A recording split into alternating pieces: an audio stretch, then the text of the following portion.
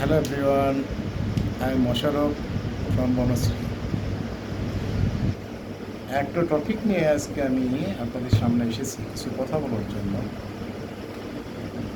মূলত আমরা যারা ঢাকায় থাকি বা ঢাকায় এসেছি, আমাদের সবারই একটা উদ্দেশ্য এবং কর্ম আছে। এই জন্য আমরা প্রতিদিন প্রচুর ব্যস্ত থাকি। এর মাঝে কিছুটা সময় রাস্তায়, কিছুটা সময় অফিস, কিছুটা সময় বাসায় থাকতে হয় ঢাকা শহরে। এখানে প্রত্যেক দিনই মানুষ কঠোর পরিশ্রম করে এবং কিছু বেনিফিটের জন্য যুদ্ধে নেমে পড়ে।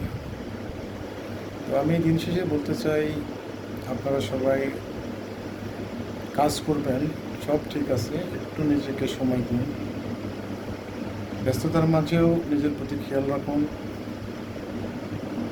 দেখবেন ইনশাল্লাহ সাকসেস হচ্ছেন লাইফে। ভালো থাকবেন এভরিওয়ান।